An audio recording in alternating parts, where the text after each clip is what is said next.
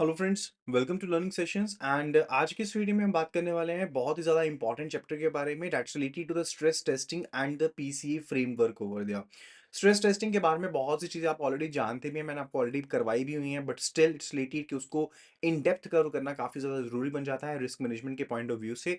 So let's dig into it and further if you have been watching our videos for a while and अगर आपको हमारी videos पसंद आती हैं तो फटाफट से वीडियो को लाइक कर देना एंड शेयर कर देना अपने फ्रेंड्स के साथ, कलीग्स के साथ जो भी यहाँ पर सीआईबी की प्रिपरेशन कर रहे हैं। And if you want to get the free CIIB PDFs, in that case, you need to WhatsApp CIIB PDFs and WhatsApp it to the number 83609 44207.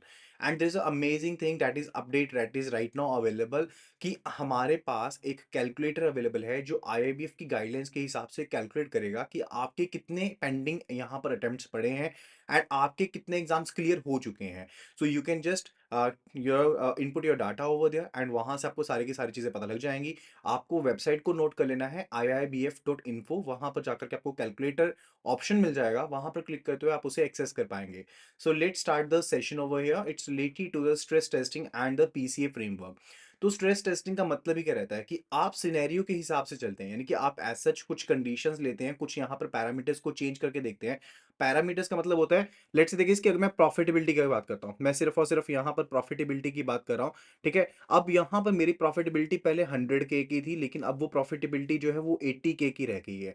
Now I be just looking into it कि यहाँ पर कौन से ऐसे factors हैं, different different factors हैं जिनकी वजह से जो मेरा प्रॉफिट था वो 100K से 80K रह गया। Now I be looking into those parameters और सिंपली उनको क्या कहते हैं, ड्राइवर्स कहते हैं। ड्राइवर्स का मतलब होता है जिसकी वजह से कोई चीज होने का कारण बन रहा है, कोज ऑफ एक्शन क्या है। ठीक है, तो वो पर्टिकुलर चीजों को हम यहाँ पर चेक करते हैं एंड वो वल्नरेबिलिटीज को चेक करते हैं एंड उनके एडवर्स वैल्यूज यानी कि जो भी उनके पॉसिबल इवेंट्स हो सकते हैं, पॉसिबल वैल्यूज हो सकते हैं, उनको मैं ऊपर नीचे करके चेक करने की बात करता हूं कि इन वैल्यूज को, अगर इन पैरामीटर्स को, इन ड्राइवर्स को अगर मैं चेंज करता हूं तो मेरे पास मैक्सिमम कितना नुकसान हो सकता है in a particular scenario over there. तो इसी तरह से मल्टीपल हम सिनेरियोज को मार्क कर लेते हैं कि इन सिनेरियोज में हमारे पास इतना इतना नुकसान यहां पर हो सकता है। That's related to the stress testing over there. तो हेल्प क्या मिलती है? सबसे पहले बैंक जो है अपने रिस्क को असेस कर पाते हैं, सीनियर मैनेजमेंट को एक आइडिया मिल पाता है कि वो बैंक जो है किस तरह के कंडीशन से गुजर सकता है स्ट्रेस कंडीशन के अंदर।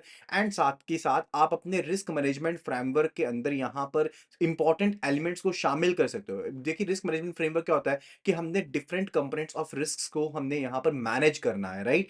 एंड अगर मैं वो पॉसिबल इवेंट्स यानी कि जो वो पॉसिबल इवेंट्स है उनको पहले ही अगर कवर करके चलता हूं तो definitely I be having a better idea related to कि मैं मुझे किस रिस्क को किस तरह से मैनेज करना है। तो कैपिटल प्लानिंग करनी यहाँ पर मैनेजमेंट के पॉइंट ऑफ व्यू से काफी ज्यादा इजी हो जाती है। तो बीसीबीएस यानी कि Basel committee on banking supervision के द्वारा भी एक डॉक्यूमेंट दिया गया था that was related to international convergence of capital measurements and standards, capital standards over there, जो एक रिवाइज फ्रेमवर्क जिसको कि बेसल 2 के नाम से जाना जाता है। तो उसमें इसको शामिल किया गया है, स्ट्रेस टेस्टिंग को बेसल 2 में शामिल कर लिया गया है।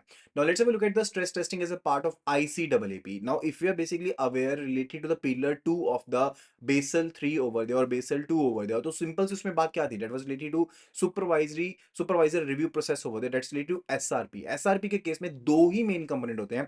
One it is related to supervisory review and evaluation process SREP and the other one it is related to ICAAP, that is internal capital adequacy and assessment system over there। Internal capital adequacy का मतलब होता है कि मुझे खुद इस चीज को पता लगाना है कि मेरे खुद के ब्रांच के अंदर, मेरे खुद के बैंक के अंदर मुझे कितनी कैपिटल की जरूरत पड़ेगी। अब देखिए, नॉर्मल वर्किंग के दौरान तो मैं कैपिटल को कैलकुलेट कर लूंगा कि नॉर्मल वर्किंग के दौरान मुझे इतने कैपिटल की जरूरत है। But what about the abnormal situations? अभी ये तो है नहीं कि अबनॉर्मल सिचुएशन होएगी नहीं। अब जैसे जीएफसी हुआ यानी कि ग्लोबल फाइनेंशियल क्राइसिस हुआ या फिर कोई आपके पास और क्राइसिस आता है तो डेफिनेटली क्राइसिस सिचुएशंस तो पैदा होंगी होंगी ना। तो उसके केस में यहां पर बैंक्स उनके साथ किस तरह से डील करेंगे, क्या बैंक्स के पास एडिक्वेट कैपिटल रहेगी उसके साथ डील करने के लिए? तो एक फॉरवर्ड लुकिंग स्ट्रेस टेस्टिंग की जरूरत पड़ती है जो इस तरह के इवेंट्स को, चेंजेस को जो कि मार्केट कंडीशंस में पॉसिबल है उनको कैप्चर करने की कोशिश करते हैं, उनके एडवर्स इंपैक्ट को कैप्चर करने की कोशिश करती है। So that's why stress testing is to be part of ICAAP. तो मेन ऑब्जेक्टिव क्या है कि हम यहां पर जो मैक्सिमम टू मैक्सिमम के टाइप के यहां पर ऐसे रिस्क हैं जो आ सकते हैं, अभी हुए नहीं है लेकिन आ सकते हैं, जिनको हमने पर्टिकुलरली मैनेज करना है, हमने उनको आइडेंटिफाई करना ताकि हम अपनी कैपिटल रिक्वायरमेंट्स को यहां पर एडिक्वेटली मेंटेन कर पाए, लिक्विडिटी प्रॉपर प्लान कर पाए एंड साथ के साथ डिसीजन मेकिंग का जो हमारा बिजनेस है उसको फैसिलिटेट कर पाए, राइट।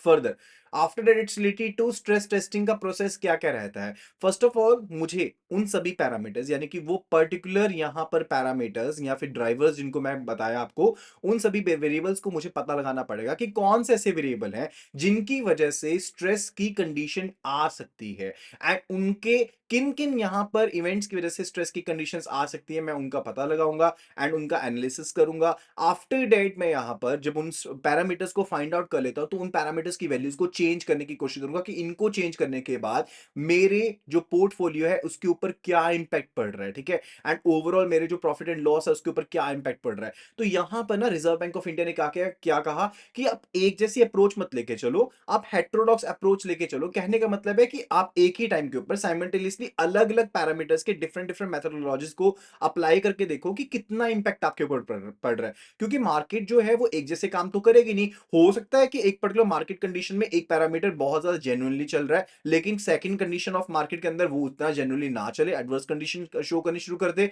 तो आपको यहां पर हेट्रोडॉक्स अप्रोच अपनानी पड़ेगी, right. And further it's related to sensitivity analysis. Sensitivity में केस में क्या होता है, आप सिंगल एक पैरामीटर को मूव करते हो, यानी कि मैं सिर्फ एक पैरामीटर को मूव करूंगा, फिर देखूंगा मेरे पास क्या इंपैक्ट पड़ रहा है। जब मैं यहां पर मल्टीपल पैरामीटर्स को कर रहा हूं तो बेसिकली स्ट्रेस कंडीशन की तरह हो जाता है, लेकिन जब मैं सेंसिटिविटी एनालिसिस की बात करता हूं तो मैं सिर्फ और सिर्फ एक ही पैरामीटर को चेंज करने की कोशिश करता हूं। लेट्स से केस कि अगर मैं सिर्फ इंटरेस्ट रेट को चेंज कर देता हूं, अब उसके केस में देखता हूं इंटरेस्ट रेट को मैं चेंज कर रहा हूं, चेंज कर रहा हूं, चेंज कर रहा हूं, अब उसकी वजह से क्या इंपैक्ट पड़ने वाला है, that's related to sensitivity analysis, right. अब उसके बाद बात आती है related to scenario analysis. Scenario analysis क्या होता है, जब मल्टीपल चीजों को मैंने चेंज कर दिया, मल्टीपल रिस्क फैक्टर्स को हमने चेंज कर दिया, एंड फिर हम रिकॉग्नाइज करने की कोशिश करते हैं कि इसका क्या इंपैक्ट पड़ रहा है, particular kind of stress testing. लेकिन स्ट्रेस टेस्टिंग के केस में जो पैरामीटर्स होते हैं उनके एडवर्स कंडीशंस होती हैं, लेकिन यहां पर सिनेरियो एनालिसिस के केस में इट्स नॉट मैंडेटरीली कि आप सिर्फ और सिर्फ एडवर्स कंडीशंस के ऊपर चेक कर रहे हो, यानी कि आप किसी पर्टिकुलर सिनेरियो को चेक कर रहे हो, यानी कि मल्टीपल सेट ऑफ पैरामीटर्स का जो डिफरेंस आपको देखने को मिल रहा है, यानी कि जो आपकी उनको हरकत देखने को मिल रही है उसके हिसाब से आप किसी चीज को चेक करने की कोशिश कर रहे हो, that's related to scenario analysis over here. After that it's related to the reverse stress testing over there. Reverse stress testing जैसे कि नेम ही बता रहा है, इसमें आप पर्टिकुलरली आपके पास चीजें ऑलरेडी हो चुकी हैं, ठीक है, यानी कि आपके पास ऑलरेडी जो कैलेमिटी होनी थी वो दिक्कत हो चुकी है। अब यहां से आप पहुंचने की कोशिश करते हैं कि किन कारण की वजह से चीजें हुई होंगी, एंड की ऑब्जेक्टिव क्या रहता है इसी चीज को देखने के लिए, ठीक है, कि किस वजह से चीज हुई होगी। अब मेन की ऑब्जेक्टिव क्या है, वो की ऑब्जेक्टिव ये रहता है कि हमने यहां पर जो भी डिजास्टर मायोपिया है उसको ओवरकम करना है, उसको यहां पर हटाना है, एंड पॉसिबिलिटी रिलेटेड टू कि हाँ किसी और वजह से ये चीज हो सकती है, उस चीज से हमने निपटना है, यानी कि आगे से प्रिवेंशन करनी है, right. Further stress testing framework के बारे में समझते हैं। फ्रेमवर्क का क्या मतलब रहता है कि पहले तो बात ये समझिएगा कि जब भी यहां पर रिस्क से रिलेटेड चीज रहती है तो ओवरऑल रिस्पॉन्सिबिलिटी किसकी रहती है, बोर्ड ऑफ डायरेक्टर्स की ओवरऑल रिस्पॉन्सिबिलिटी रहती है, ठीक है। तो बैंक्स के पास यहां पर ऐसा कोई board approved stress testing framework होना चाहिए जो पर्टिकुलरली इंडिविजुअल रिक्वायरमेंट जो भी सभी की सभी होंगी वो एक ही चीज के बीच में इंटीग्रेट हुई है, कि ऐसा डॉक्यूमेंट जो स्ट्रेस टेस्टिंग के बारे में सब चीजें बताएगा, ठीक है। तो बोर्ड जो है वो यहाँ पर स्ट्रेस टेस्टिंग पॉलिसी को इंप्रूव करे, यहाँ पर अप्रूव करेगा, जिसमें पर्टिकुलर बताया जाएगा कि फ्रीक्वेंसी क्या रहेगी रिलेटेड टू आपने जो रिस्क फैक्टर्स फाइंड आउट करने हैं उसकी क्या फ्रीक्वेंसी रहेगी, एंड फर्दर आपने जो यहाँ पर सिंगल फैक्टर या मल्टी फैक्टर सिनेरियोस क्रिएट करने हैं, स्ट्रेस टेस्ट क्रिएट करने हैं, उसकी क्या मेथोडोलॉजी रहने वाली, किस मेथोडोलॉजी के बेस पर आप उनको क्रिएट करेंगे। अगर आप यहाँ पर कोई मेथोडोलॉजी बना रहे हो, लेट्स से केस कि मैं रिस्क की बात कर रहा हूं कि मैं इतना रिस्क ले सकता हूं, तो मुझे यहाँ पर इसका थ्रेशोल्ड बनाना पड़ेगा कि ये मेरी एपिटाइट है, इससे ऊपर की जो चीजें हैं उनको हमने कवर करना है, तो मुझे वो थ्रेशोल्ड लिमिट जो सेट करनी है वो भी किसका काम होगा, वो भी बोर्ड का ही काम होगा। इसके अलावा यहां पर जो भी अपने स्ट्रेस लॉस लिमिट सेट करनी है, स्ट्रेस लॉस लिमिट का मतलब होता है कि जैसे आप मान लीजिए आप शेयर मार्केट में काम कर रहे हैं, आप शेयर मार्केट में काम कर रहे हैं, आपने शेयर परचेज किया 100 रुपीज के ऊपर, अपने स्ट्रेस उसका स्टॉप लॉस लिमिट लगा दी 70 के ऊपर, ठीक है, कि अगर प्राइस शेयर का 70 से नीचे हुआ, साथ के साथ आप अपनी कंडीशन को सिक्योर ऑफ कर लेंगे, यानी कि आप अपना जो शेयर है उनको सेल कर देंगे, ठीक है। सेम केस में आप बेसिकली जो भी आप रिस्क सिनेरियो में काम करते हो, ठीक है, बैंक जो भी रिस्क सिनेरियो में काम करता है, बैंक अपनी कंडीशन को सिक्योर ऑफ कब करेगा, जब बैंक को एक पर्टिकुलर लिमिट तक यहां पर बैंक ने रिस्क सह लिया, अब उसके बाद बैंक की हिम्मत नहीं और रिस्क सहने की, ठीक है। तो बैंक अपने जो भी लॉसेस हैं उनको कंटेन करने के लिए स्टॉप लॉस लिमिट लगा सकता है, राइट। एंड फर्दर अब रेमेडियल एक्शंस अलग अलग स्टेज के ऊपर क्या लिए जाएंगे in case of the relevant stages of the stress over there, तो उसके रिलेटेड भी बोर्ड बताएगा, एंड कौन सी अथॉरिटीज की रिस्पॉन्सिबिलिटी रहेगी, कौन सी अथॉरिटीज के पास ये पर्टिकुलर रिस्पॉन्सिबिलिटी रहेगी कि वो रेमेडियल एक्शंस टेक कर सकती हैं, एक्टिवेट कर सकती हैं, एंड फर्दर आप रिस्पॉन्सिबिलिटी किसके ऊपर डालोगे एंड अकाउंटेबिलिटी किसके ऊपर डालोगे, वो भी चीज डिसाइड करनी है। एंड फर्दर रिपोर्टिंग लाइन क्या रहेगी, यानी कि यहां पर ये सब चीजें जो हो रही हैं इनकी रिपोर्टिंग कौन किसको कब करेगा उसके बारे में, ठीक है। ये सारे के सारे कामकाज किसके हैं, ये बोर्ड ऑफ डायरेक्टर्स के हैं। अब सीनियर मैनेजमेंट जो है वो एक्टिवली पार्टिसिपेट करती है। देखिए यहां पर बोर्ड ने अप्रूव कर दिया, लेकिन पार्टिसिपेशन किसकी होगी, सीनियर मैनेजमेंट की होगी, उसको कंटिन्यू करने का काम। एंड साथ के साथ जो बिजनेस ऑब्जेक्टिव्स हैं, अब स्ट्रेस लेना बंद कर देंगे तो फिर तो बिजनेस नहीं चलेगा ना, प्रॉफिट नहीं चलेगा। तो यहां पर जो रिस्क मैनेजमेंट है वो करते हुए बिजनेस ऑब्जेक्टिव्स को फुलफिल करने का काम किसका होता है, वो यहां पर सीनियर मैनेजमेंट का होता है। तो यहां पर जो भी आपके सिंगल फैक्टर हो गए, मल्टी फैक्टर स्ट्रेस टेस्ट हो गए, उनकी डिजाइनिंग का काम किसका रहेगा, that will be related to senior management over there. जो टॉलरेंस लिमिट है सेट करने का काम, अब यहां पर ना ये पर्टिकुलरली क्या करते हैं, ये रिपोर्ट देते हैं आगे किनको, बोर्ड ऑफ डायरेक्टर्स को, जिसके बेस पर ultimately board of director set करेंगे। लेकिन देखिए हेल्प आउट ये करते हैं, इसी तरह से जो स्ट्रेस टेस्ट होते हैं उनको रिव्यू करना, तो जो भी यहां पर स्ट्रेस लॉस डाटा था, स्ट्रेस लॉस लिमिट्स थी, उनको मॉनिटर करने का काम, एंड फर्दर रेमेडियल एक्शंस को यहां पर एप्रोप्रिएटली एक्टिवेट करने का काम, एंड कम्युनिकेशन करने का काम। यानी कि जो जो भी हमारे पास पूरी की पूरी ऑर्गेनाइजेशन है, डिफरेंट और आपके यहां पर हायरार्किकल स्ट्रक्चर्स है, वहां पर अगर आपको कम्युनिकेशन करनी है रिलेटेड टू,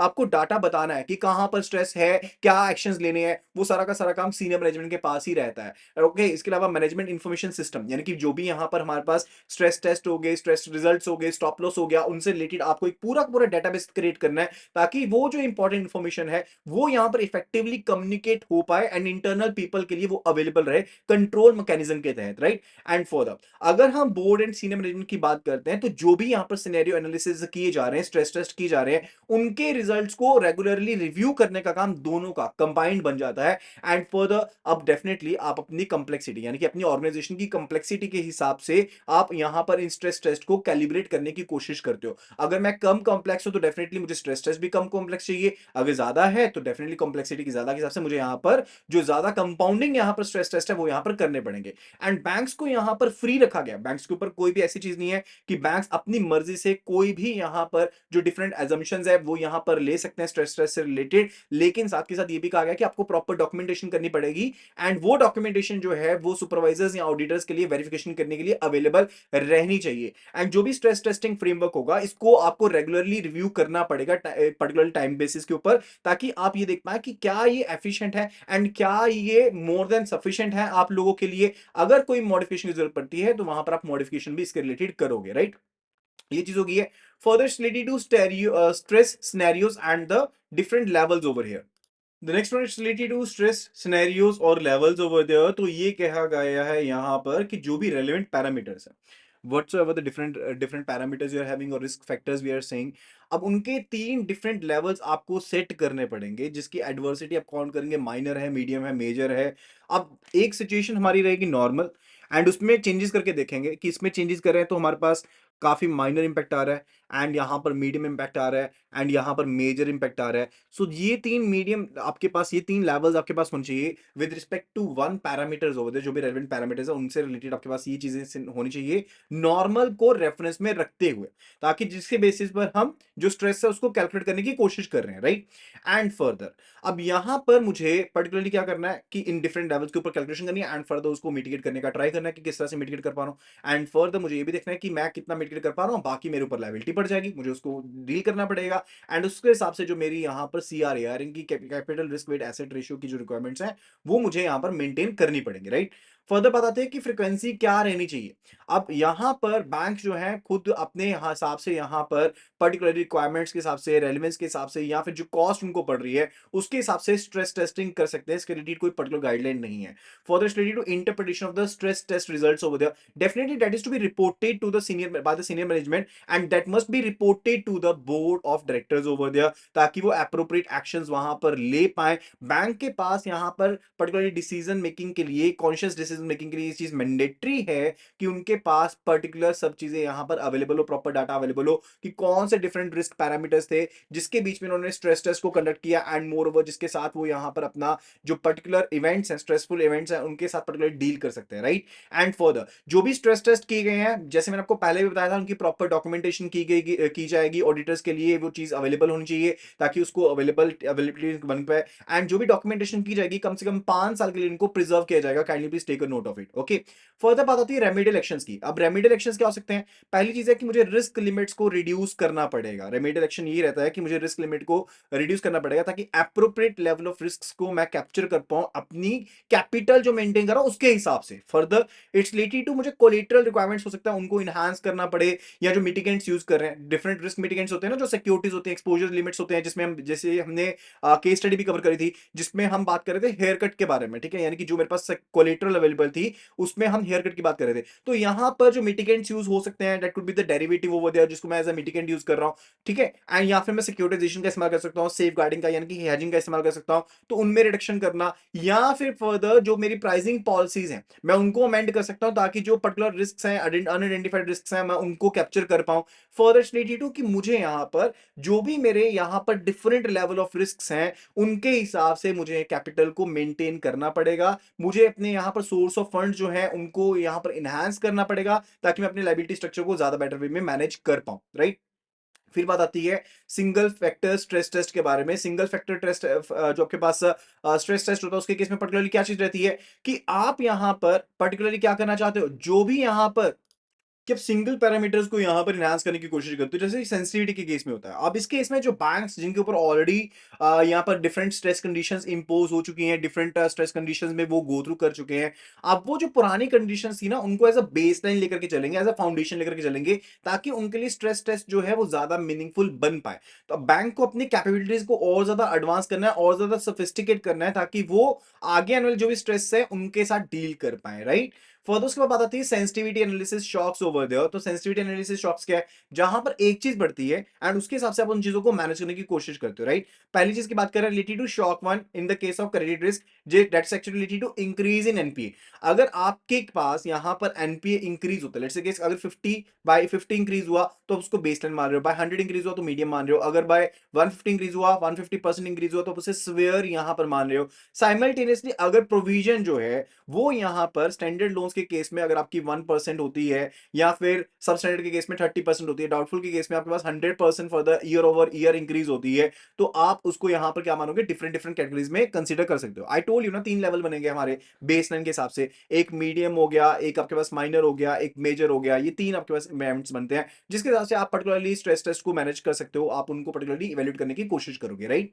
अब यहां पर एज सच ये कोई एज सच वो नहीं है कि बहुत ज्यादा आपके पास एक डायरेक्शन दी गई है, बट इट्स रिलेटेड टू कि आप यहां पर डिफरेंट चीजें डिवाइस कर सकते हो. सेकंड तरह का जो शॉक हो सकता है that could be related to increase in NPA in top 5 industries, यानी कि जो टॉप 5 इंडस्ट्रीज हैं जो पर्टिकुलरली इफेक्टेड है इकोनॉमिक डाउनटर्न के कारण, यानी कि जिनमें यहां पर प्रॉब्लम्स आ रही हैं रिलेटेड टू जो अपना लोन वापस नहीं कर पा रही हैं. तो अगर यहां पर एडिशनल 3 यहां पर इंडस्ट्रीज हैं जो पर्टिकुलरली जिनमें एनपीए इंक्रीज हुआ है तो आप बेसलाइन मानोगे. अगर 5 में इंक्रीज हुआ है तो आप पर्टिकुलर इसको मीडियम मानोगे, and further that is how it works over the. ठीक है. थर्ड जो शॉक कंसीडर कर सकते हैं that could be related to increase in NPA in specific sector, यानी कि किसी पर्टिकुलर स्पेसिफिक सेक्टर में जो पर्टिकुलरली आपके पास क्या हुआ है, आइडियोसिंक्रेटिक फैक्टर्स की वजह से आपके पास यहां पर क्या हो गया, इंक्रीज हो गया है एनपीए में. जैसे कि it could be related to कि एग्रीकल्चर या फिर power, real estate, telecom, road sector में आपके पास स्पेसिफिकली एनपी इंक्रीज होना शुरू हो गया है. That can be considered as a shock over there. It could be related to कि जो आपके रीस्ट्रक्चर्ड स्टैंडर्ड एसेट्स थे उनकी स्लिपेज होनी शुरू हो गई, यानी कि अब वो डिटोरेशन शो कर रहे हैं एंड उनमें एसेट क्वालिटी में डिटोरेशन हो रही है आपके पास, एंड वो एनपी हो रहे हैं. Right. And further it could be related to depletion in collateral, यानी कि कोलेटरल की जो आपके पास यहां पर वैल्यू थी वो यहां पर डाइल्यूट होनी शुरू हो गई है. अगर वो 10% डाइल्यूट हो रही है तो बेसलाइन मान लो, 15% डाइल्यूट हो रही है तो यहां पर मीडियम मान लो, एंड अगर 20% हो रही है तो स्वेयर मान लो.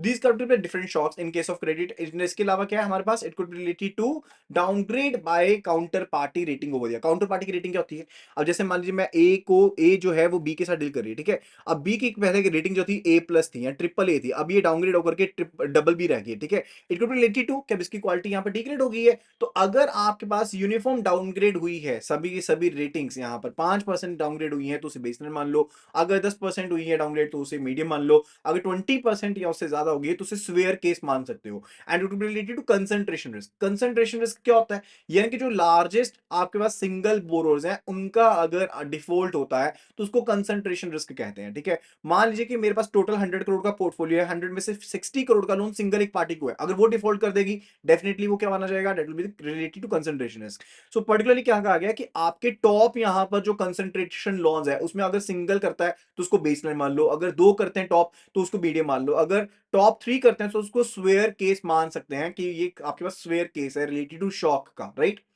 Further it's related to eighth जो शॉक हम कंसीडर कर सकते हैं that could related to concentration risk, group default, यानी कि सबसे बड़ा जो एक तो होता है पर्टिकुलर सिंगल इंडिविजुअल बोरोस, ठीक है, एक होता है ग्रुप बोरोस, यानी कि आपके पास ग्रुप बोरोस है उनके तरह डिफॉल्ट हो गया। अब यहां पर भी यही है कि अगर टॉप 5 जो कंपनीज हैं, अगर आपके पास टॉप पर्टिकुलरली 3 कंपनीज है तो उसको बेसलाइन मान लो, टॉप 5 है तो उसको मीडियम मान लो, एंड फर्दर अगर सभी कंपनी मेंबर्स यहां पर ग्रुप के पर्टिकुलर डिफॉल्ट कर देते हैं तो उसको स्वेयर केस मान सकते हैं in case of concentration risk imposed by the groups over there. Further it's related to concentration risk imposed by the industries और सेक्टर्स। अब ये पर्टिकुलरली क्या है कि जो आपके एक्सपोजर्स पर्टिकुलर किसी सेक्टर में या पर्टिकुलर किसी इंडस्ट्री में आपकी कंसंट्रेशन की वजह से, लेट्स से कि मैंने फार्मा में काफी ज्यादा लेंडिंग कर रखी है, या मैंने जिम सेक्टर में काफी ज्यादा लेंडिंग कर रखी है, हेल्थ सेक्टर में काफी ज्यादा लेंडिंग कर रखी है, तो अगर वहां पर डिफॉल्ट होते हैं ग्रुप्स के द्वारा तो ये कहा गया कि अगर आपकी टॉप यहां पर कह लीजिए कि टॉप मोस्ट इंडस्ट्री अगर वो कर देती है तो उसको बेसलाइन मान लो, अगर टॉप 3 कर देते हैं तो उसको मीडियम मान लो, एंड टॉप 5 कर देते हैं तो उसको हम स्वेयर मान सकते हैं, राइट? अब उसके बाद ये हो गया क्रेडिट रिस्क से रिलेटेड, ये डिफरेंट बेसिकली शॉक्स के बारे में बात करते हैं सेंसिटिविटी के बेस पर, किसी एक पर्टिकुलर पैरामीटर के बेस पर, मल्टीपल चीजों को कंसीडर भी हमने नहीं किया है। अभी हम मार्केट रिस्क की बात करने वाले हैं। मार्केट रिस्क का मेन फंडा क्या होता है कि आपको यहां पर प्रॉफिट एंड लॉस के ऑब्जेक्टिविटी को समझना है कि प्रॉफिट एंड लॉस के ऊपर क्या इंपैक्ट पड़ रहा है मार्केट प्राइसेस का, ठीक है? अब फॉरेन एक्सचेंज रिस्क के केस में क्या हो सकते हैं, शॉक्स क्या हो सकते हैं, it could be related to depreciation in Indian rupee. अगर इंडियन रुपी डेप्रिशिएट कर रहा है, लेट्स से अगर 15% डेप्रिशिएट कर गया 30 दिनों में तो उसको बेसलाइन मान लो, 20% कर गया तो उसको मीडियम मान लो, 25% कर गया तो उसको क्या मान ले, स्वेयर मान लो। अगर एप्रिसिएशन हो जाती है, अगर 15% एप्रिशिएट कर गया तो उसको बेसलाइन मान लो। अगर एप्रिसिएशन की वजह से भी आपको नुकसान हो सकता है ना, क्योंकि हो सकता है कि आपकी होल्डिंग जो है उस हिसाब से हो, अगर आप लॉन्ग पोजीशन में नहीं हो एंड शॉर्ट पोजीशन में डेफिनेटली नुकसान ही होगा ना, ठीक है? तो that's particular related to it. अगर 15% है तो बेसलाइन, 20 है तो मीडियम, एंड 25% है तो स्वेयर केस उनको मान सकते हैं, राइट? अब इसके बाद बात आती है related to interest rate risk over there. Interest rate risk particularly क्या होता है, अगर आपके मार्केट के इंटरेस्ट रेट रिस्क, मार्केट के इंटरेस्ट रेट जो है वो चेंज होते हैं, एंड अगर लॉन्ग टर्म इंपैक्ट जो होता है इंटरेस्ट रेट का वो बैंक के इक्विटी के ऊपर पड़ता है, वैल्यू ऑफ इक्विटी के ऊपर पड़ता है, या फिर जो नेटवर्थ होती है इकोनॉमिक वैल्यूज के कारण से वो चेंज हो जाती है, यानी कि मान लीजिए कोई आपकी लाइबिलिटीज थी, आपकी जो ऑफ बैलेंस शीट्स थी वो ऑल्टर हो जाती हैं इंटरेस्ट की वजह से, लाइक वो बढ़ गई, तो definitely that will be what, that will be the interest rate risk over दिया। अब इंटरेस्ट रेट रिस्क को अगर हम इन दो पर्सपेक्टिव के साथ देखते हैं, पहला अगर पर्सपेक्टिव हम कंसीडर करते हैं रिलेटेड टू द आपका जो अर्निंग पर्सपेक्टिव था, यानी कि मार्केट वैल्यू वाला पर्सपेक्टिव था, that was related to what, that could be related to economic value perspective over there, and अगर आपकी अर्निंग के ऊपर इंपैक्ट पड़ता है तो उसको कहते हैं we say to be earning perspective over there. तो इंटरेस्ट रेट रिस्क के केस में ये दो पर्सपेक्टिव आपके पास रहते हैं। अब इसकी वजह से क्या क्या आपके पास रिस्क इंपोज हो सकते हैं, let's have a look at it. First of all, it's related to shock one, that's related to parallel upward or downward movement of the Indian yield curve in basis point value over there। अगर आपके पास BPS में यहां पर values यहां पर upgrade या downgrade होती हैं, अपवर्ड जाती हैं या डाउनवर्ड मूवमेंट होती है, उसके केस में आपके ऊपर क्या शॉक पड़ सकता है। तो अगर इंटरेस्ट रेट हमारे पास चेंज होते हैं एंड उसकी एडवर्स मूवमेंट की वजह से हमें नुकसान होता है, अगर वो 250 बेसिस पॉइंट्स पर चेंज होते हैं तो उसे बेसलाइन मानेंगे, 300 तो मीडियम, एंड फर्दर 400 या उससे ज्यादा तो स्वेयर मानेंगे, ठीक है? इसी तरह से ये पैरेलल मूवमेंट के बारे में था। इसी तरह से अगर स्टीपनिंग होती है, स्टीपनिंग का मतलब होता है जैसे मान लीजिए एकदम से यहाँ पर इंक्रीज हो गया, राइट? दैट्स एक्चुअली स्टीपनिंग ओवर दिया। ये पर्टिकुलर स्टीपनिंग ये नेगेटिव भी हो सकती है, यानी कि डाउनवर्ड स्लोप भी हो सकती है, अपवर्ड स्लोप भी हो सकती है। दैट पर्टिकुलर डिपेंड कि आपकी पोजीशन क्या जिसकी वजह से आपको नुकसान हो रहा है। तो अगर 100 बेसिस पॉइंट लीनियर स्प्रेड रहता है 15 डेज बेसिस के ऊपर या फिर 25 इयर्स मैच्योरिटी के बेस के ऊपर, तो पर्टिकुलरली उसको हम क्या कहते हैं, we say to be second shock that's related to steepening of the yield curve over there. And third shock क्या, that's related to inversion of the yield curve. Inversion का मतलब होता है कि वो इन्वर्टेड पोजीशन में आ रहा है, ठीक है? यानी कि अगर आपके पास जो पोजीशन थी वो इन्वर्ट हो गई है, प्रॉफिटेबिलिटी नेगेटिविटी में चेंज होगी, that's actually related it. Further it's related to what, it's related to liquidity risk. अब in case of liquidity risk, अब आपके पास सफिशिएंट लिक्विडिटी प्रेजेंट होनी चाहिए। अब यहां पर लिक्विडिटी प्रेजेंट होना किस चीज के उसमें है कि अगर आप अपनी ऑब्लिगेशन को मीट अप कर पा रहे हो, ठीक है, related to a funding crisis over there, if you are basically under a crisis, and अगर आप अपनी जो ऑब्लिगेशंस हैं, जो लाइबिलिटीज हैं, उनको मीट अप कर पा रहे हो, that's actually related to what कि आपके पास सफिशिएंट लिक्विडिटी है। एंड फर्दर अगर आपकी जो यहां पर कैश फ्लो प्रोजेक्शंस थी उसके हिसाब से आपके पास लिक्विडिटी प्रेजेंट नहीं है, तो that will be related to what, that will be related to liquidity risk over there. Okay, and further इसमें आपको पता लगाना चाहिए कि आपके पास पोटेंशियल सोर्स कौन कौन से हैं, एंड फर्दर पोटेंशियल आपके पास स्ट्रेन कंडीशन, यानी कि स्ट्रेस कंडीशन लिक्विडिटी की कौन-कौन सी हो सकती है एंड मेरे पास जो रिस्क एक्सपोज़र है उसके रिलेटेड क्या मेरे पास यहाँ पर लिक्विडिटी जो है वो मेंटेन्ड है या नहीं है, उसके रिलेटेड है and for the future impact क्या पड़ सकता है, यानी कि जो भी स्ट्रेसेस है मेरे कैश फ्लो के ऊपर, लिक्विडिटी पोजीशन के ऊपर, उनका फ्यूचर एस्पेक्ट क्या पड़ सकता है, आगे आने वाले टाइम में लिक्विडिटी रिस्क इंपोज तो नहीं हो सकता, ठीक है? इन सभी चीजों के बारे में जानना पड़ेगा, that's related to liquidity risk. Further इसके बाद बात करते हैं related institution specific crisis scenarios over here. No we need to learn about कि जो आपके पास क्राइसिस सिनेरियो कुछ एक हो सकते हैं वो आपके पास इंस्टीट्यूशन स्पेसिफिक भी हो सकते हैं। कहने का मतलब है कि किसी रिटेल बैंक के लिए अगर मैं क्राइसिस की बात करूं तो क्या हो सकता है, लेट्स से केस कि आपके डिपॉजिटर बहुत ज्यादा भारी मात्रा में डेली बेसिस पे बाहर जा रहे हैं या आपके इंटर बैंक जो डिपॉजिट से मेच्योरिटी के ऊपर वो वापस पे कर दिए गए, वो आपके पास रिटेन नहीं हुए। हो सकता है कि आपको यहां पर कोई नहीं अनसिक्योर्ड या सिक्योर्ड फंडिंग यहां पर मार्केट से ना मिले। हो सकता है कि आपको मार्केटेबल सिक्योरिटी जो आपके पास थी उनको डिस्काउंटेड प्राइस के ऊपर सेल करना पड़ गया हो। ये सभी सिचुएशंस आपके पास हो सकती हैं आपके पास इंस्टीट्यूशन स्पेसिफिक जो क्राइसिस सिनेरियो होते हैं। एंड इसके अलावा एक जो आपके पास रिस्क सिनेरियो हो सकता है, क्राइसिस सिनेरियो हो सकता है, that to be general market, यानी कि पूरी पूरी मार्केट के ऊपर इंपोज्ड है। ये वाली जो चीज है वो किसी स्पेसिफिक बैंक के ऊपर, इंस्टीट्यूशन के ऊपर इंपोज्ड है, लेकिन जो जनरल वाली चीज है वो जनरली पूरी की पूरी मार्केट के ऊपर इंपोज रहने वाली है, यानी कि ज्यादा नंबर ऑफ जो आपके पास से आपके पास या फाइनेंशियल इंस्टीट्यूशंस है उनके ऊपर इसका इंपैक्ट पड़ने वाला है। सिनेरियो क्या हो सकता है कि पूरी की पूरी मार्केट में लिक्विडिटी क्रंच हो, काउंटर पार्टी डिफॉल्ट करना शुरू कर दे, सब्सटेंशियल आपको यहां पर जो भी रेपो एसेट्स है आपको डिस्काउंट के ऊपर सेल ऑफ करने पड़े, या फिर करेंसी कन्वर्टिबिलिटी में आपके पास कोई रुकावट पड़ जाए, या आपके जो ऑपरेशनल एंड सेटलमेंट डिस्ट्रप्शन है वो यहां पर इंपैक्ट डाल दे। तो ये सब चीजें जनरल मार्केट क्राइसिस के अंदर आती हैं। एंड एक होता है हमारे पास कंबाइंड सिनेरियोज, यानी कि हो सकता है कि कुछ एक यहां पर इंस्टीट्यूशंस के ऊपर स्पेसिफिक इंपैक्ट पड़ रहा है एंड इन जनरल सभी की सभी इंस्टीट्यूशन के ऊपर भी इंपैक्ट पड़ गया है एक पर्टिकुलर सिनेरियो का, इकोनॉमिक डाउनटर्न का, that's related to the combined scenarios over there. Further it's related to minimum stress period over there. अब यहां पर बैंक के पास ना एक अवेलेबिलिटी होती है, एक एबिलिटी होती है रिलेटेड टू कि बैंक जो है वो अपनी इमीडिएट कमिटमेंट्स को लगभग कितने समय के लिए यहां पर निभा पा रहा है, यानी कि अगर कोई स्ट्रेस कंडीशन होती है तो उसके केस में बैंक अपने सर्वाइवल के लिए मैक्सिमम कितने देर तक सर्वाइव कर पा रहा है, दैट्स अ फंडा रिलेटेड एंड फर्दर ये चीज यहां पर एक्सपेक्ट की जाती है बैंक्स के साथ कि बैंक्स के पास यहां पर सफिशिएंट फंड्स अवेलेबल रहेंगे कि वो अपने लिक्विडिटी नीड्स को कवर कर सकते हैं and further even under the strain situations, even under the stress positions over there, कम से कम इतने टाइम पीरियड के लिए वो यहां पर अपने लिक्विडिटी को मैनेज कर सकते हैं without resorting to the emergency funding assistance from the Reserve Bank of India. यानी कि अगर ये स्ट्रेस कंडीशन आई एंड मैं कहता हूं कि इतने टाइम पीरियड के लिए, तो बैंक जो है इस स्ट्रेस कंडीशन को अपने आप निकाल देगा, उसको यहां पर रिजर्व बैंक ऑफ इंडिया की तरफ से इमरजेंसी रेजिस्टेंस यहां असिस्टेंस यहां पर नहीं लेनी पड़ेगी। अब बैंक जो है वो यहां पर मिनिमम स्ट्रेस पीरियड को पर्टिकुलरली कंसीडर करता है जब भी स्पेसिफिक आपके पास स्ट्रेस सिनेरियोज होते हैं एंड वो 5 दिनों से कम यहां पर नहीं होना चाहिए। Kind please look at it. And further जब अगर मैं स्पेसिफिक यानी कि इंस्टीट्यूशन स्पेसिफिक क्राइसिस की बात करता हूं तो 5 दिन से कम आपका मिनिमम स्ट्रेस पीरियड नहीं होना चाहिए, यानी कि 5 दिन तो कम से कम आप यहां पर अपनी स्ट्रेस सिचुएशन को संभाल पाओ। And for general market crisis scenario over there आपके पास कम से कम 1 महीना आप यहां पर जनरल मार्केट सिनेरियो की जो कंडीशंस है उनको यहां पर आप यहां पर संभाल पाओ। ऐसी आपको लिक्विडिटी अपने पास मेंटेन करके रखनी पड़ेगी। बैंक जो है वो और ज्यादा लंबे टाइम पीरियड के लिए स्ट्रेस पीरियड को कंटेन करने के लिए अपनी पोजीशन को मेंटेन करके रखते हैं, ठीक है? That's related to minimum stress period over there, यानी कि अगर स्ट्रेस सिनेरियो आएगा तो आप कितनी देर तक बिना आरबीआई की सहायता लिए हुए अपना काम काज चला सकते हो, बिना अपनी बैंकिंग प्रणाली को ठप किए हुए। That's related to minimum stress period over there. And अगर इंस्टीट्यूशन स्पेसिफिक क्राइसिस है तो 5 दिन, एंड अगर जनरल आपके पास क्राइसिस है तो उसके केस में 30 दिन का टाइम यहां पर रखा गया है, राइट? अब उसके बाद बात आती है related to classification of the banks for the purpose of stress testing. अब यहां पर 3 कैटेगरीज में बांटा गया, group A, group B, group C over there. Group A particularly जहां पर जो रिस्क वेट एसेट्स है वो 2000 बिलियन से ज्यादा है। ग्रुप बी जहां पर जो रिस्क वेट एसेट्स है 500 बिलियन से लेकर के 2000 बिलियन तक के हैं। एंड जहां पर थर्ड केस में जो आपके पास रिस्क वेट एसेट्स है वो 500 बिलियन तक के हैं, यानी कि 500 बिलियन से कम है, ठीक है? तो वो आपके पास 3 ग्रुप्स यहां पर बन जाते हैं। अब यहां पर वो बैंक जो कि ग्रुप सी में फॉल करते हैं उनको सिंपल सेंसिटिविटी एनालिसिस करना करना पड़ेगा स्पेसिफिक रिस्क को लेकर के जो भी उनके ऊपर इंपोज्ड है। अगर ग्रुप बी की बात करते हैं तो उनको यहां पर ये तो करना ही पड़ेगा, साथ ही साथ उनको सिंपल सिनेरियो एनालिसिस भी करना पड़ेगा एंड उनको यहां पर मल्टी फैक्टर सेंसिटिविटी एनालिसिस भी यहां पर करना पड़ेगा, ठीक है। एंड अगर वो बैंक की बात करें जो ग्रुप ए में आते हैं, यानी कि जिनके केस में रिस्क वेट एसेट जो है वो 2000 बिलियन से ज्यादा है, उनको यहां पर स्ट्रेस टेस्टिंग प्रोग्राम कॉम्प्लेक्सिटी के हिसाब से एंड सेवेरिटी के हिसाब से डिफरेंट कंडीशंस के ऊपर रन करने पड़ेंगे जो कि रियलिस्टिक भी हो एंड मीनिंगफुल भी हो। ये तीन कैटेगरीज में इनको बांट दिया गया है। एंड फर्दर जो भी यहां पर हम चीज कहें तो ये बैंक भी हो सकते हैं जो अब कैटेगरीज में फॉल कर रहे हैं एंड फर्दर हो सकता है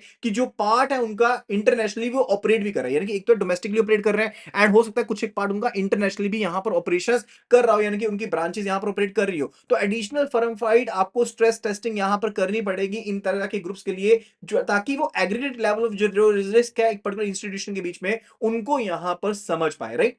अब इस सब के बाद स्ट्रेस टेस्टिंग के बाद बात आती है related to the prompt corrective action यानी कि पीसीए फ्रेमवर्क के बारे में। तो PCA framework schedule commercial bank में कैसे काम करता है, let's have a look at it. Now the PCA was actually designed ताकि जो प्रूडेंशियल सुपरविजन है जो बैंक्स के ऊपर होने वाली है उसको हम यहां पर इंप्रूव कर पाए, ताकि बैंक्स जो कि यहां पर किसी एक्सट्रीम कंडीशन में ट्रबल कंडीशन में आने वाले हैं उनको वहां से रिवाइव करवा पाए, ताकि यहां पर अथॉरिटीज पहले ही यहां पर अपनी पोजीशन में आ जाए एंड साथ ही साथ वो यहां पर बैंक्स जो है वो अपनी वीकनेसेस के बारे में जान पाए एंड किस तरह से उसको ओवरकम कर सकते हैं उसको जान पाए। And this is actually particularly about कि स्ट्रेस टेस्टिंग की जानी चाहिए, राइट। एंड फर्दर डिपोजिटर्स को यहां पर गारंटी किया जाना जरूरी है कि वो उनको अनइंटरप्टेड एक्सेस उनके फंड्स का मिलता रहेगा एंड उनके जो यहां पर फंड्स हैं जो डिपॉजिट्स हैं जो उन्होंने बैंक के पास करवाए हैं वो यहां पर फुल्ली इंश्योर्ड रहने वाले हैं। एंड फर्दर पूरा का पूरा जो सिस्टम है पीसीए का वो यहां पर स्टार्ट होता है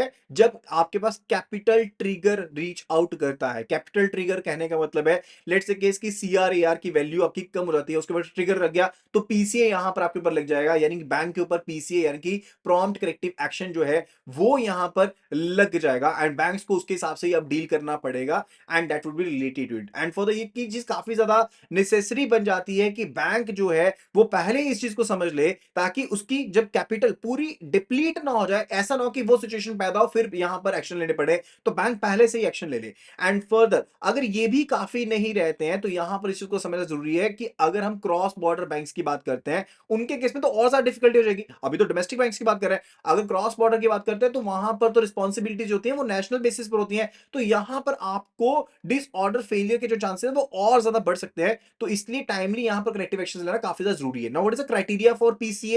first of all capital, asset quality, leverage, ये मेन तीन की एरियाज हैं मॉनिटर करने के लिए रिवाइज्ड फ्रेमवर्क के हिसाब से। क्या क्या चीज है? This is related to capital कितनी मेंटेन होगी, एसेट क्वालिटी क्या है, लेवरेज यानी कि अगर आपके पास 10 रुपए डिपॉजिट है आपने लेंडिंग 20 रुपए की तो नहीं कर रखी है, ठीक है, उसके बेस पर आपको यहां पर चीजें देखनी पड़ेंगी।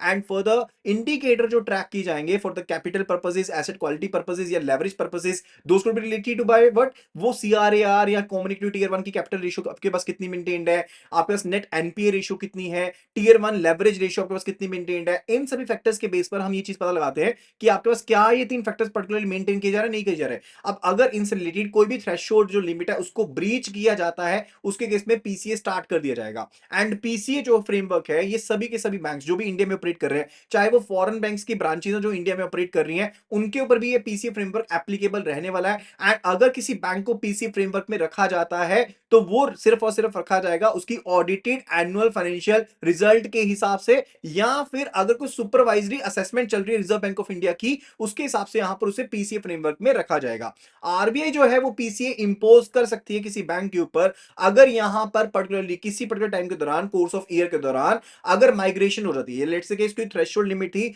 अगर वो थ्रेशोल्ड लिमिट जो है वो यहां पर ब्रीच आउट हो गई है तो उसके केस में आरबीआई भी यहां पर किसी पर्टिकुलर सर्कमस्टांसेस के अंदर पीसीए इंपोज कर सकता है किसी बैंक के ऊपर। एंड फर्दर अगर हम एग्जिट की बात करते हैं या फिर विड्रॉल की बात करते हैं पीसीए की रिस्ट्रिक्शंस रिलेटेड, अगर यहां पर लगातार 4 कंटिन्यूअस क्वार्टरली फाइनेंशियल स्टेटमेंट्स में जो थ्रेशोल्ड लिमिट्स आपकी ब्रीच हुई थी, अगर आपको वो ब्रीच देखने को नहीं मिलते हैं, उसके दौरान जो पीसीए की रिस्ट्रिक्शंस थी आपके ऊपर, उनको यहां पर विड्रॉ किया जा सकता है, वहां से आपको एग्जिट मिल सकता है। लेकिन ये जो 4 क्वार्टरली फाइनेंशियल स्टेटमेंट्स हैं, इसमें कम से कम एक आपकी ऑडिटेड एनुअल फाइनेंशियल स्टेटमेंट होनी चाहिए। एंड फर्दर ये पर्टिकुलरली आपकी असेसमेंट जो है वो रिजर्व बैंक ऑफ इंडिया के द्वारा की जाएगी, उसके बाद ही आपको पीसीए से एग्जिट किया जाएगा। एंड सुपरवाइजरी जो भी यहां पर कंफर्ट है रिजर्व बैंक ऑफ इंडिया का, या फिर जो भी असेसमेंट थी रिजर्व बैंक ऑफ इंडिया के द्वारा, उनकी गाइडलाइंस को ध्यान में रखते हुए यहां पर एग्जिट पोजीशन जो है वो दी जा सकती है to the concern bank over there, जिसके ऊपर पीसीए इंपोज किया गया था। Now let's have a look at the mandatory और the discretionary actions that can be taken in case of the PCA framework over there. अब यहां पर तीन तरह की थ्रेशोल्ड हम लेके चलते हैं, risk threshold 1, risk threshold 2, risk threshold 3 over there. अब ये डिफरेंट डिफरेंट थ्रेशोल्ड रखी गई है, ठीक है। एंड ये कौन कौन से क्राइटेरिया है? एक क्राइटेरिया आपके पास कैपिटल का था, दूसरा जो आपके पास क्राइटेरिया था quality of the asset, quality से रिलेटेड था, तीसरा जो क्राइटेरिया था दैट वाज रिलेटेड टू, तीन क्राइटेरिया आपको बताए थे ना, जो तीसरा क्राइटेरिया था that was related to leverage. तो ये तीन क्राइटेरिया आपके पास थे। Third was it was related to leverage over there, okay.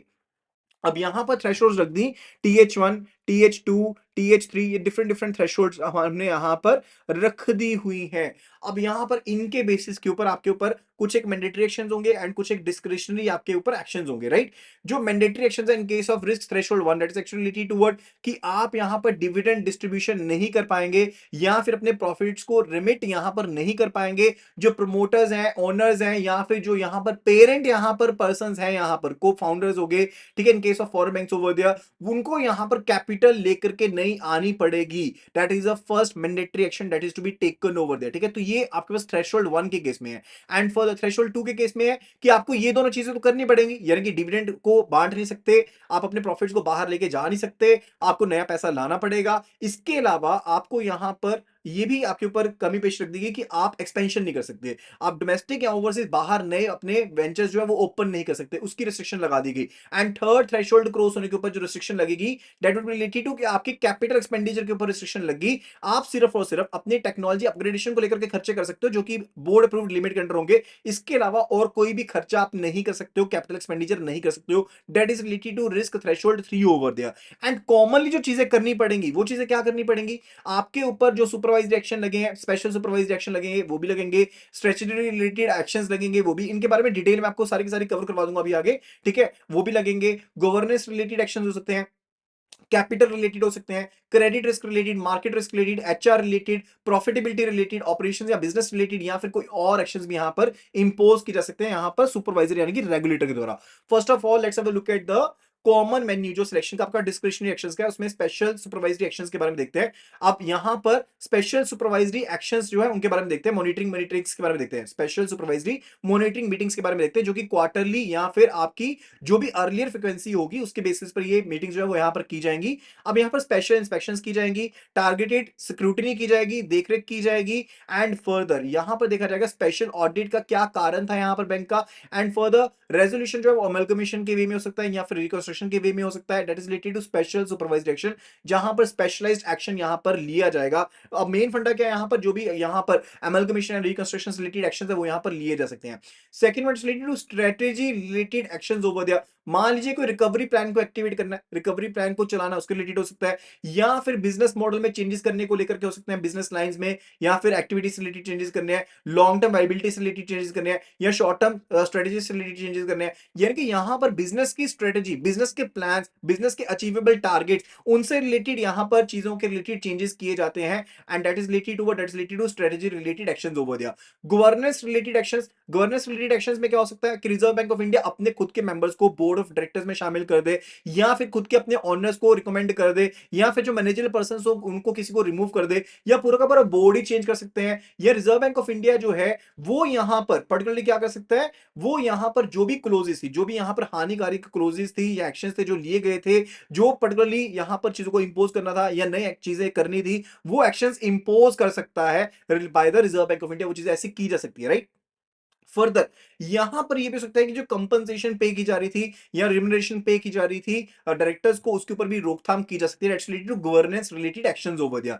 फिर बात आती है related to capital related actions. अब यहां पर हमने क्या पढ़ा, अभी तक हमने क्या किया? एक तो हो गया सुपरवाइजरी जो आपके यहाँ पर स्पेशल सुपरवाइजरी एक्शंस हो गए, दूसरे हो गए आपके पास स्ट्रेटेजी रिलेटेड हो गए, तीसरे हो गए आपके पास गवर्नेंस रिलेटेड हो गए, fourth one it's related to capital related actions over there, इनके बारे में बात करने वाले हैं।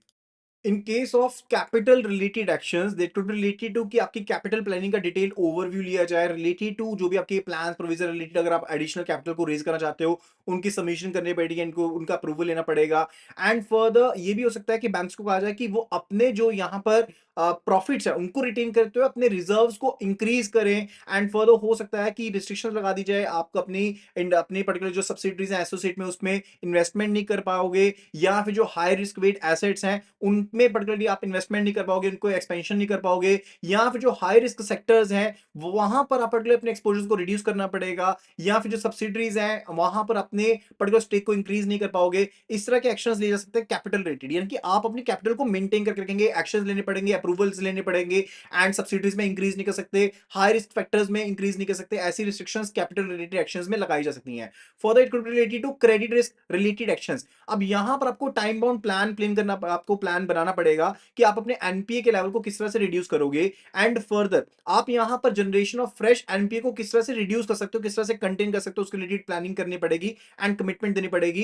एंड आपको अपने एनपीए से रिलेटेड या फिर जो नॉन परफॉर्मिंग इन्वेस्टमेंट्स है उनसे रिलेटेड हायर प्रोविजंस मेंटेन करनी पड़ेंगी as a part of the coverage regime over there. आपको एलआरएम यानी कि लोन रिव्यू मैकेनिज्म को और ज्यादा स्ट्रेंथन करना पड़ेगा। आपके ऊपर रिस्ट्रिक्शंस लगाई जा सकती हैं related to the total credit risk weightage density over there, related to loan considerations आपके ऊपर रिस्ट्रिक्शन लगा सकती है कि इस पर्टिकुलर इंडस्ट्री में आप और ज्यादा लेंडिंग नहीं करोगे, इस सेक्टर में और ज्यादा लेंडिंग नहीं करोगे, बोरर वाइज रिस्ट्रिक्शन लगाई जा सकती हैं, या फिर आपको अपने एसेट्स को सेल करने के लिए भी कहा जा सकता है, या फिर आपको एक्शन प्लान कहा जाएगा रिकवरी ऑफ एसेट्स, यानी कि जो आपके आइडेंटिफाइड एरियाज हैं आप उसमें कैसे रिकवरी करोगे। आपको ये भी कहा जा सकता है कि स्पेसिफिक यहां पर रिकवरी टास्क फोर्स को, अदालत को सेटअप किया जाए। And further it could be related to credit and investment portfolios जो कि अदर देन इन्वेस्टमेंट्स हैं गवर्नमेंट सिक्योरिटीज में या फिर एचक्यूएलएस में, उसके रिलेटेड आप अपनी और ज्यादा एक्सपेंशन ना कर सके इसके रिलेटेड, यानी कि और ज्यादा लेंडिंग ना कर पाए, इसके रिलेटेड भी आपके ऊपर पीसीए फ्रेमवर्क लगाया जा सकता है।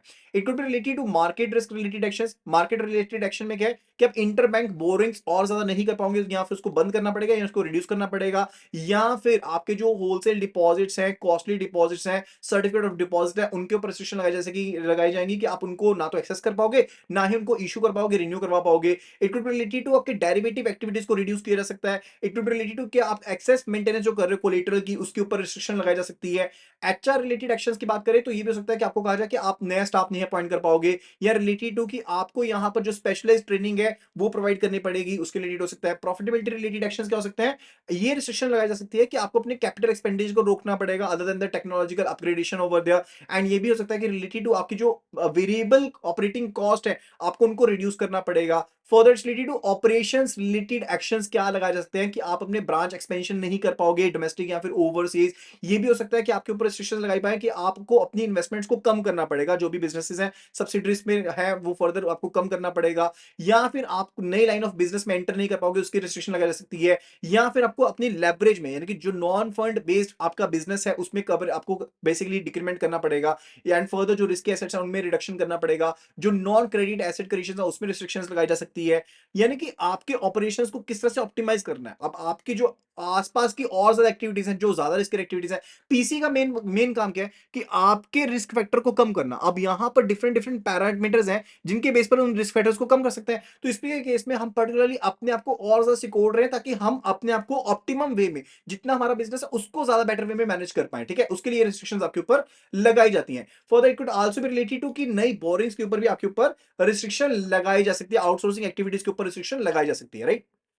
फर्दर अगर हम और एक्शंस की बात करते हैं तो यहां पर अगर कोई और स्पेसिफिक एक्शन आरबीआई को लगता है कि नहीं ये चाहिए चीज चाहिए तो यहां पर वो आपके ऊपर इंपोज की जा सकती है। इसके अलावा जो पीसीए फ्रेमवर्क है वो पर्टिकुलरली वेल गार्ड करने के लिए, यानी कि पहले से ही गार्ड करने के लिए जो भी इंस्टीट्यूशंस हैं उनको, अब जैसे ही वो थ्रेशोल्ड के ऊपर पहुंचते हैं तो यहां पर जो बोर्ड होते हैं उनको यहां पर अपनी पोजीशन को रिव्यू करना होता है, एंड फर्दर उनको प्रिवेंटिव एक्शंस लेने होते हैं। अगर वो यहां पर एक्शंस नहीं लेते तो उनके ऊपर यहां पर पीसीए लगा दिया जाता है, right. That is all funda related to the stress testing and the PCA framework over there. I hope कि आपको यहाँ पर ये वीडियो पसंद आई होगी। अगर वीडियो पसंद आई तो फटाफट से वीडियो को रेट कर दीजिए out of 10, and further you can access the full courses over there on iibf.info। And moreover let me just tell you कि हमारे पास जेआईबी सीआईबी का जो कैलकुलेटर है ऑफिशियल एग्जाम्स का, now that is available on that particular website. यहां पर जाकर के उस कैलकुलेटर को आप एक्सेस कर सकते हो and you can get to know कि आपकी कितनी अटेम्प्ट्स पड़ी हैं, आपके कौन से एग्जाम को अपने कौन सी अटेम्प्ट तक क्लियर करना है, right? So that will be all. Thank you so much and see you again in the next video tomorrow.